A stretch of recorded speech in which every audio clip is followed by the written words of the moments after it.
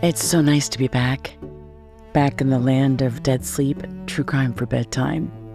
I'm Nancy Miller, as you know, the host and creator of the podcast.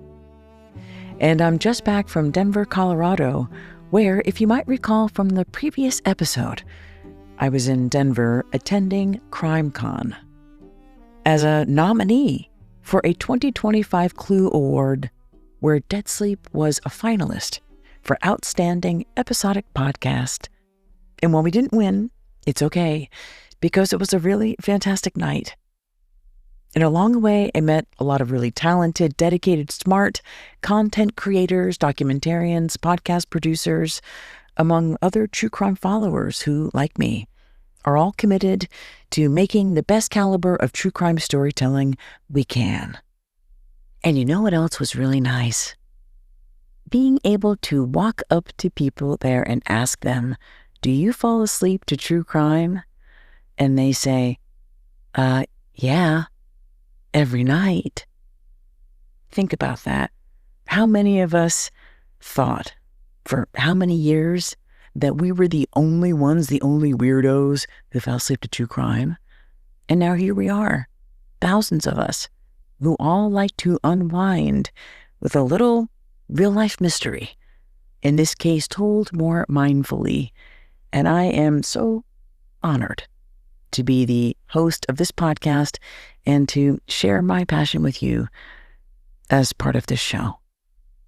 And so please join me as we extend a warm and cozy Dead Sleep welcome to all of the new listeners that I met at CrimeCon. And thanks to all the longtime listeners and subscribers to the podcast. If you would like to subscribe to the show, you can do so via Patreon, Spotify, and Apple Podcasts. Try before you buy. You can enjoy Dead Sleep for free for a whole month on Apple Podcasts, for a free 7-day trial on Patreon. And as soon as Spotify does some type of deal like that, I will be happy to do that on Spotify. Whether you choose to support Dead Sleep or not, you can still enjoy this podcast 100% ad-free. So your support is appreciated, but certainly not required. And with that, let's just get started into the episode. One that was drawn in part from a recent Elle magazine article, along with other key sources, of course, told in the Dead Sleep true crime for bedtime way, with lots of strange and fatiguing details and detours, so we can maybe fall asleep. And this episode is most especially mind-numbing. This is a story about beauty, which means it's a story about vanity, which means it's a story about greed. A series of shocking scandals in the multi-billion-dollar med spa industry, and the shameless, reckless, dangerous women who exploit other women's desires with destructive, disfiguring, even deadly consequences. And these women, these grifters, they're like pieces of fake fruit, all shiny and perfect on the outside, hard and hollow on the inside. This is an episode I'm calling Pretty Little Liars.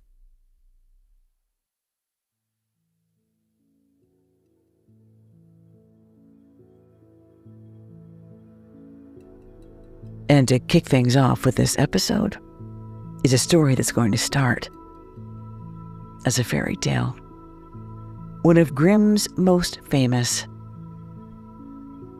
The one that starts with a magic mirror on the wall, and a wicked queen who asks her reflection in that magic mirror every morning, day after day, year after year. Mirror, mirror on the wall, who's the fairest of them all? And that magic mirror, like a fairy tale version of ChatGPT, offered the queen a truthful enough answer, one that she wanted to hear. You, my queen, are the fairest of them all. That is, one day until the magic mirror doesn't give her the answer she's looking for. And instead, it can't deny that there is indeed a younger, prettier maiden, and she goes by the name of Snow White. And in a terrific rage, the wicked queen tries to kill Snow White with a poisoned apple. But her plan doesn't work. And in the end, Snow White, she gets the prince, of course. And the wicked queen, well, it depends on the version. But in the original fairy tale told by the Brothers Grimm, the queen actually shows up at Snow White's wedding. And when she's discovered at the wedding, she is forced to wear a pair of red-hot iron shoes. And everybody watches as the queen is forced to wear these red-hot iron shoes, and her punishment is she has to dance to her death. Now, in real life, these days, all of this could be avoided because the so-called wicked queen, when she saw something she didn't like in the mirror, she wouldn't need to make a poisoned apple. She would inject herself with a different kind of poison, a neurotoxin that would smooth out those fine lines and wrinkles, erase those fretful 11s. And in this version of the fairy tale, the wicked queen, well, she'd have to pay a lot of money for that poison. All to cure what you might call her resting witch face. It would take years, decades off. She could stroll through the enchanted forest and all of the woodland creatures would swear she was still a maiden. She couldn't be the wicked stepmother. She and Snow White had to be sisters. And it just so happens, in Germany in the 1800s, right around the time the Brothers Grimm were crafting that folktale, the one that would eventually become known as Snow White, there was another storyteller, a German physician and poet named Justinus Kerner. And he was making his own poisonous discovery. A dangerous and even deadly bacterium found on tainted sausages had some surprising effects on the human body.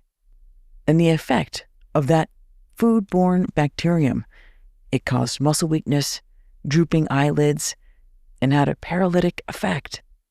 In large doses, it was deadly. And people died from eating tainted sausages for as long as sausages existed.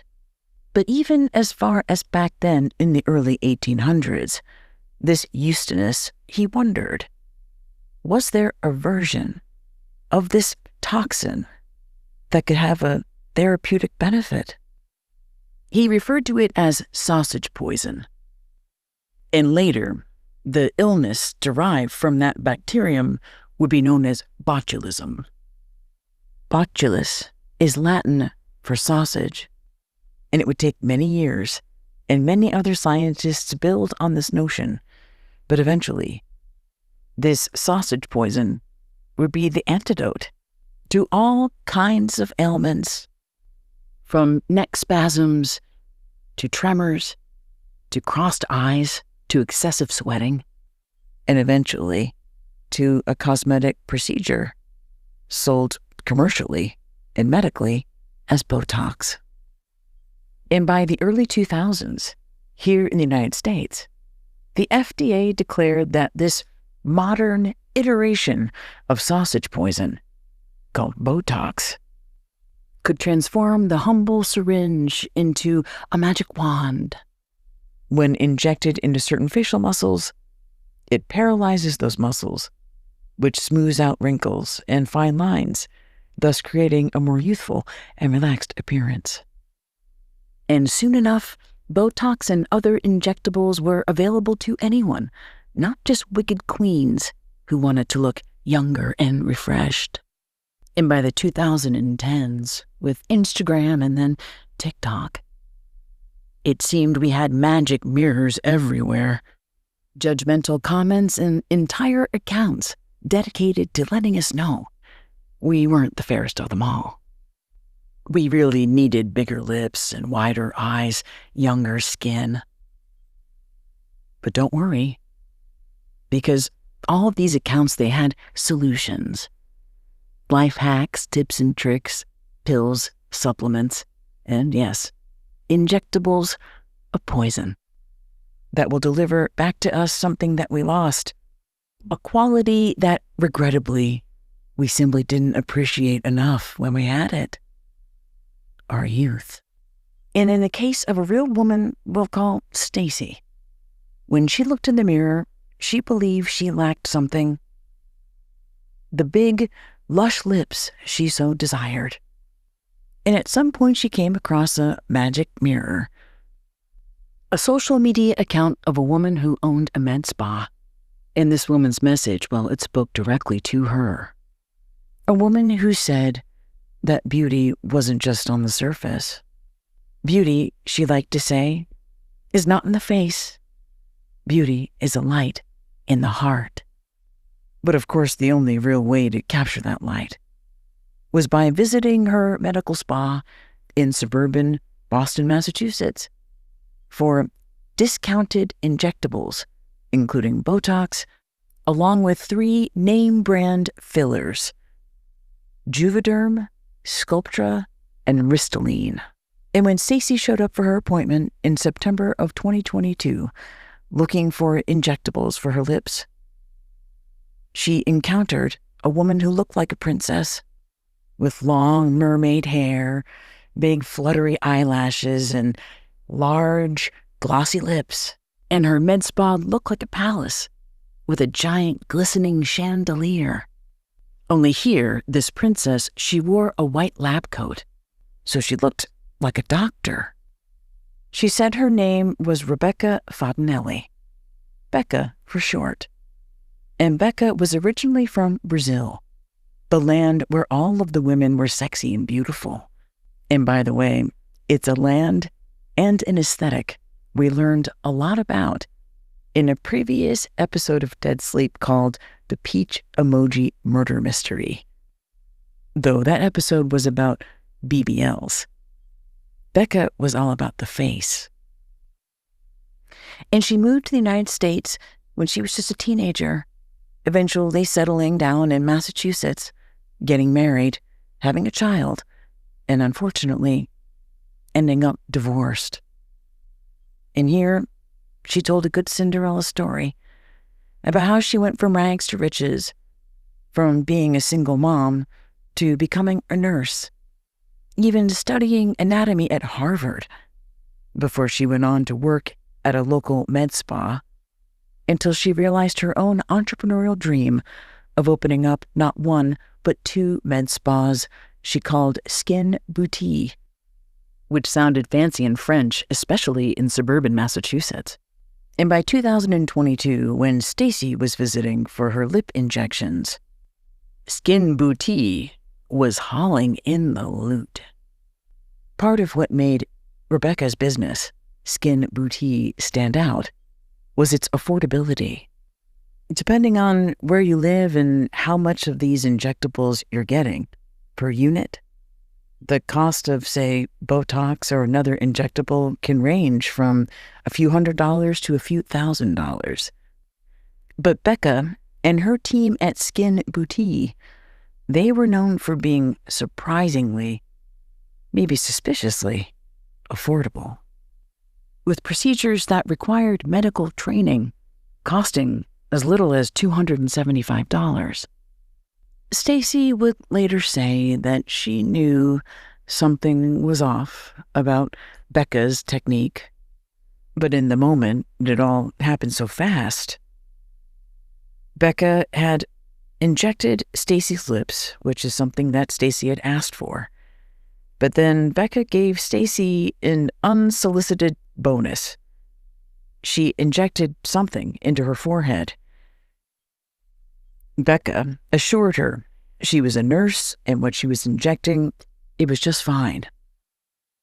She had a degree from Harvard, after all. Stacy left feeling ill at ease, and she was also feeling something else, a strange tingling sensation in her forehead. Growing concerned, she followed up with Becca and asked her if she would please send her over the medication evidence of what she put inside her body. But Becca never wrote her back. And by then, it wasn't just the tingling on her forehead that was the problem. It was her lips. Her lips were developing little tiny spherical balls just beneath the surface. By then, Stacy was in a panic. What was inside her face? And what had she let this woman, Becca, do to her face? Stacy knew something was wrong, but where to begin to make it right? With her face, it was a waiting game. And as she waited, she did some digging into Becca's background. Was she even a nurse? Had she studied at Harvard? To find out, Stacy typed Becca's full name into a special website, a state website for registered nurses in Massachusetts, and nothing. And Stacy, she grew even more worried. And if one took a closer look at Becca's bio, they might have noticed she misspelled the name of a certain Ivy League university. The one where she said she'd done some training and even received a degree. She spelled Harvard as Havard.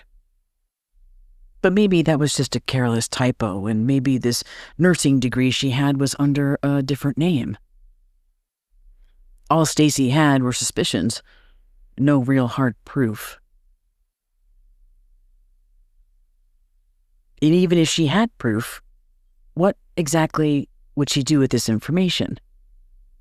She didn't have a medical emergency exactly, not yet. Her face, hopefully, would repair itself. The bigger question, at least at that time, was this a crime? And if it were, what would the charges be? Fraud? Reckless endangerment? What was the nature of this crime, and who would she even call to report it? Unsure of what to do next, Stacy reached out to the FDA, the Food and Drug Administration.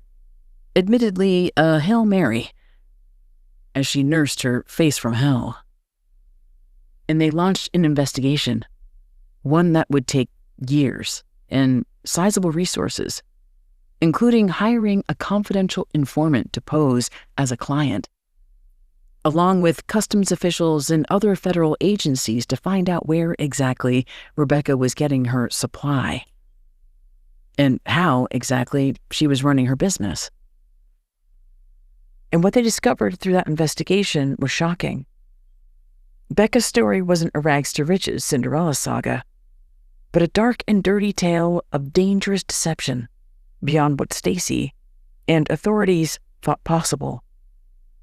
According to court documents and original reporting featured in Elle magazine, Rebecca Fatinelli was a con woman who performed medical procedures, including injections of potentially toxic substances like Botox, into the faces of well over 1,000 clients.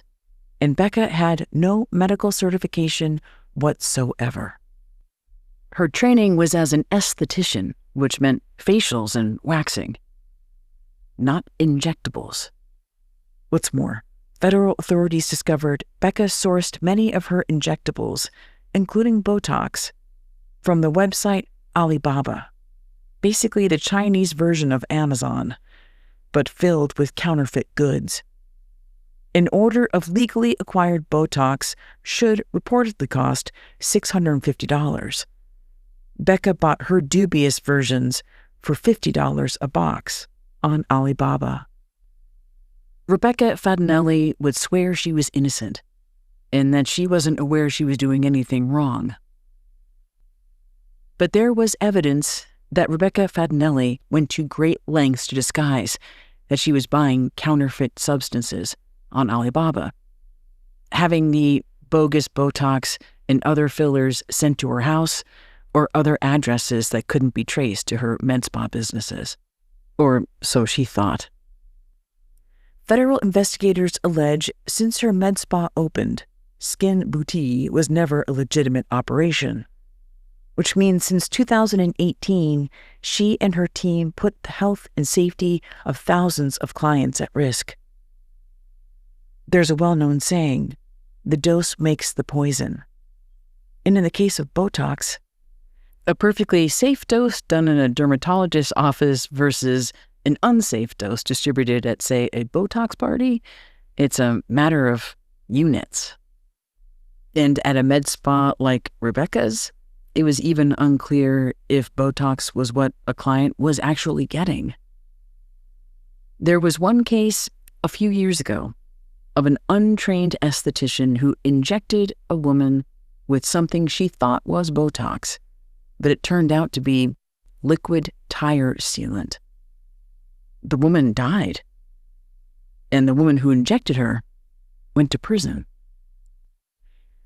Stacy wouldn't know exactly what was injected into her face.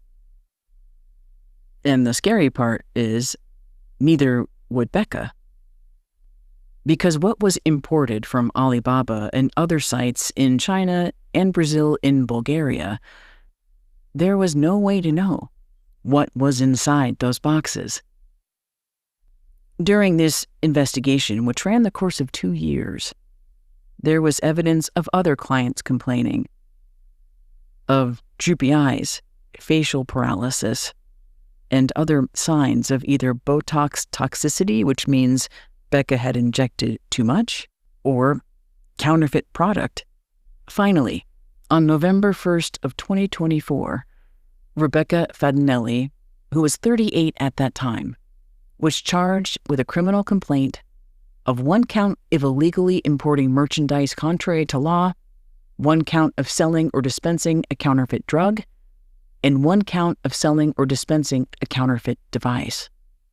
And according to these court documents, Fadinelli had been importing counterfeit Botox Sculptra Juvederm from China and Brazil, in which she performed thousands of injections of these counterfeit drugs and devices for which she received over $900,000 in client payments over the course of 3 years. And on top of that, this criminal complaint notes that Fadinelli allegedly represented to clients and her own employees that she was a nurse, when she was, in fact, an esthetician and was not licensed nor certified to dispense or administer prescription drugs or devices. And during the period of March 2021 through March 2024, Rebecca Fadinelli completed approximately 1,631 Botox appointments, totaling approximately $523,000 in client payments, along with 1,085 filler appointments, which totaled just over $400,000 in client payments. Since her arrest in November of 2024, Rebecca Fadinelli has since been indicted by a federal grand jury, and according to Justice Department documents, Rebecca Fadinelli was released on a $10,000 secured bond and is currently awaiting trial. Now, of course, Rebecca Fadinelli, like anyone awaiting trial, is innocent until proven guilty. But if she is found guilty on these very serious criminal charges, she could face prison time, along with some hefty fines. Now, the FDA got involved in this case because of Stacy, and it became a federal investigation. But largely, regulation around these med spas, along with other treatments that a lot of women get, cosmetic treatments, they're only regulated state by state. But with this lucrative business, there are med spas cropping up all over the country, which means oversight over these med spas, it can be patchy at best. Now, in Stacy's case, her forehead and lips didn't appear to result in permanent damage. But there are some terrifying cases of women visiting illegal and unregulated med spas for skin-boosting treatments, only to experience life-threatening results. The med spa in Albuquerque, New Mexico, It was named the VIP Spa, though for many years it was known for three other initials, PRP. PRP is short for platelet-rich plasma, a type of spa treatment better known as the vampire facial. The vampire facial was popularized by the Kardashian family on their reality TV show back in 2013. And that name, vampire facial, it's a good snapshot of what this process involves. Blood, your own blood, drawn from your arm at the start of the visit, the equivalent of 2 large spoonfuls. And then that blood is placed in a special machine that looks about the size of a 4-cup rice cooker, called a centrifuge. And that centrifuge separates the blood into distinct layers based on density, with the heaviest component settling at the bottom and the lightest on top. And it's in that blood, the heavy stuff, that's the good stuff. The PRP, that's the platelet-rich plasma, that a medical professional then extracts from that test tube and re-injects back into a person's face. How they re-inject it is with something called microneedling. And they microneedle with this little fancy pen with little teeny jabs of that blood back into your skin. According to the doctor who pioneered this treatment, the vampire facial tricks your body into thinking you have an injury, so your body responds with new collagen formation. And with that new collagen, your face looks brighter, lighter, more hydrated, and younger. It claims to be a non-invasive version of a facelift. And does the vampire facial work? I don't know. The device that is used for the vampire facial, that's that little microneedling pen in the centrifuge, that's been approved by the FDA. But there haven't been any clinical trials with the vampire facial. But one thing the vampire facial is very successful at doing is sucking someone's money straight out of their pocket. Which was why the VIP spa and their prices for microneedling was so appealing. The VIP spa was owned by a woman I'll refer to as Maria R.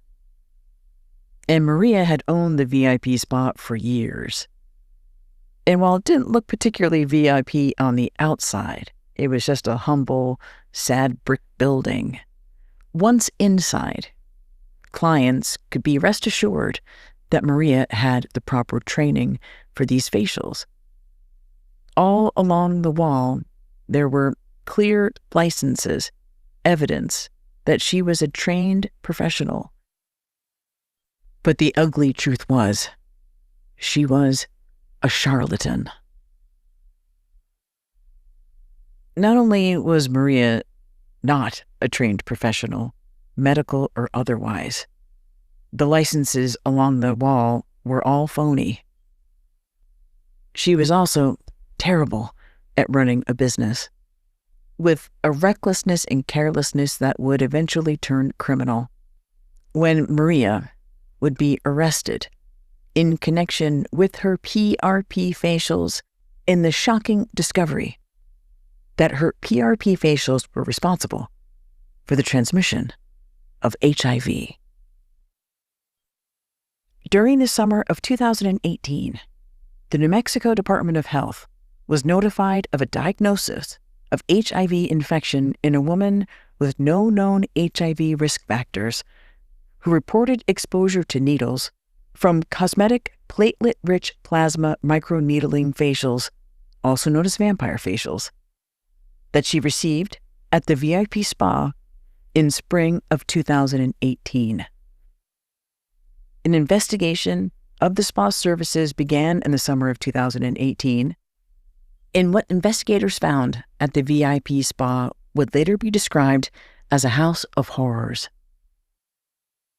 and the conditions were beyond unsanitary. It was like the lair of a serial killer. Employees would pour blood directly down the sink. There were used syringes found all over the premises, tubes of unlabeled blood on the kitchen counter, and unlabeled syringes sitting next to food in the refrigerator. According to one official report, the kitchen area where food is stored and prepared was not completely separated. The area was being used for storage of various chemicals, products, and implements, and was also being used to process the blood for the vampire facials. The examination tables and beds, foot tubs, equipment, instruments, and implements were not disinfected with EPA-registered bacterial, fungicidal, or virucidal disinfectants. Rather, household cleaners were used.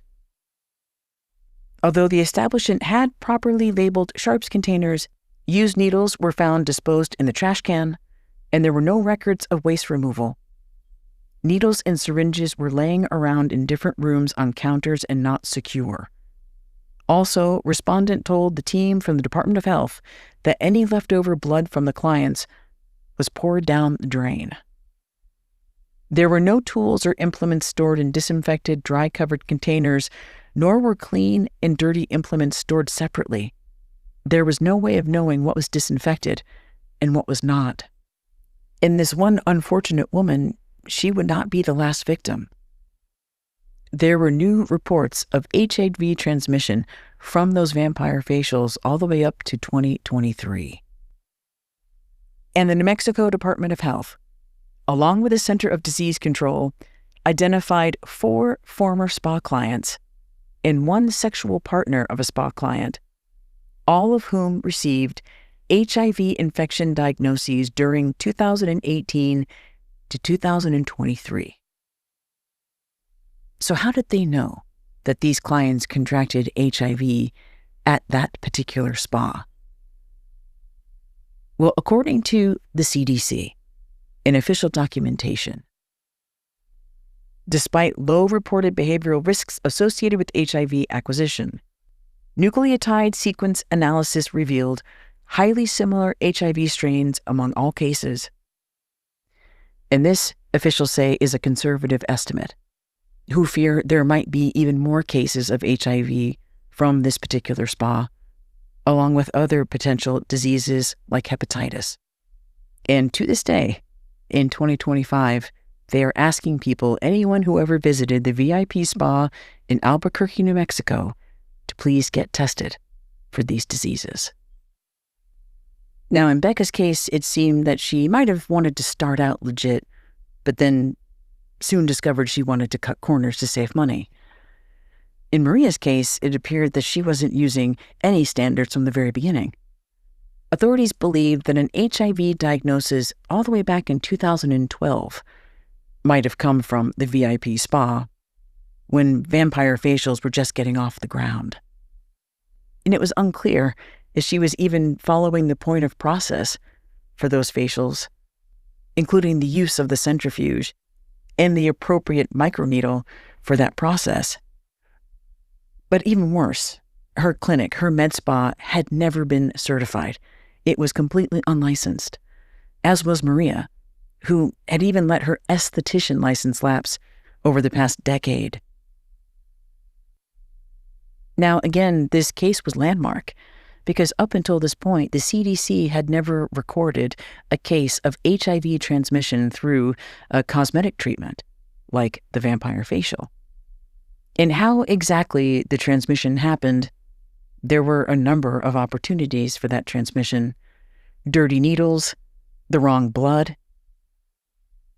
Maria R. was in big trouble.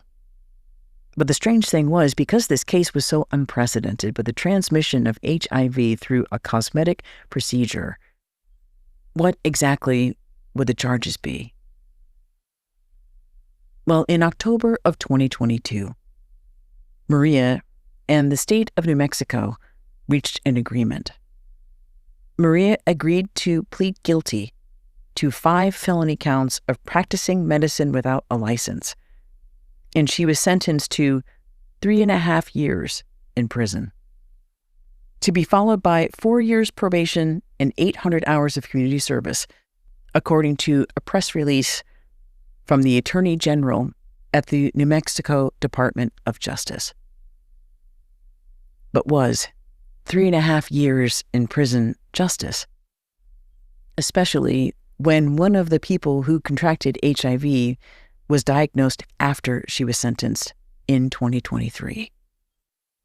Many who heard about this high-profile case, they didn't think so. But at the very least, the high-profile nature of that particular case in New Mexico, along with this more recent case in suburban Boston, is at least raising awareness, for lack of a better word, of the hazards at these seemingly harmless med spas. Now, I can't speak for you, but I don't really have any plans to try any of these beauty treatments anytime soon. But I do know a beauty secret that is free, that's 100% safe and effective. No needles, no blood, no frozen forehead. It's called beauty sleep. And that's what we're going to get as this episode comes to a close. Thank you, as always, for listening to Dead Sleep True Crime for Bedtime. I will be back next week with an all-new episode. Probably one that's longer than this one, because I had to get this episode up tonight. Be sure to follow the show so you don't miss it. Until then, nighty-night.